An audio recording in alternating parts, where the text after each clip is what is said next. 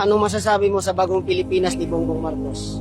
Bagong Pilipinas ni President Bongbong Marcos. Alam nyo mga kababayan, once again, that's a very unexpected na ganito po ang bagong Pilipinas po niya. Kasi nung siya po'y tumatakbo bilang Pangulo ng Pilipinas, isa lang naman na pinapangako niya noon eh. Unang-una, continuity ng Duterte administration. Binote din siya ng taong bayan dahil akala po ng taong bayan is continuity nga talaga ng Duterte administration. Pero hindi po nangyari yon. Noong nakaraan, correct me if I'm wrong, mga 4 days ago or 3 days ago, nagkaroon sila dito ng concert sa Tagum. So isipin niyo po yan ha, ang ginawa po nila, nagbayad po sila ng mga sikat po, ng mga nagbabanda, mga sikat po na artista upang dumagsa yung tao para po sabihin ng tao na marami po ang pumupunta pa rin po sa kanila. Diba, siyempre dadami talaga ang tao nun kasi nandun si Daniel Padilla. Ang tanong, kanino kayang pera ang binayad kay Daniel Padilla para magpunta doon? Malaking bayad doon. Kasi sikat yan eh. Alam si Daniel Padilla, hindi basta-basta, hindi tatanggap ng 50,000 yan.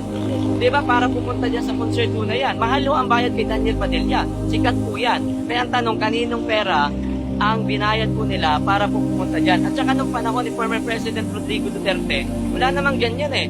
Kasi nung pagkaupo ni former President Rodrigo Duterte, wala siyang pakialam sa mga artista, walang concert, kundi ang kanya po nung pinupusan ay serbisyo para sa sambayan ng Pilipino.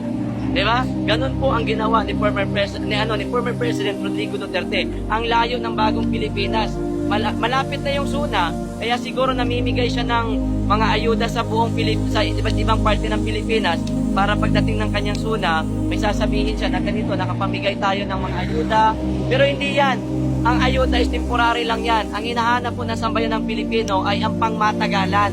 Diba? Solusyon para sa kahirapan natin po na nararanasan natin ngayon. Diba? Okay naman sana eh. Kung yung kanyang ginawa, alam niyo ba kung bakit nagagalit ang sambayan ng Pilipino kay President Bongbong ngayon? Sa aming pong kalye survey, ang kanila pong sabi, kaya po sila hindi natutuwa sa pamumuno ng bagong Pilipinas ngayon dahil nung panahon ni former President Rodrigo Duterte, medyo mababa pa yung mga bigas noon. Yung pangako po na pababain ng bigas pagkaupo niya, ang nangyari, dubli-dubli pa.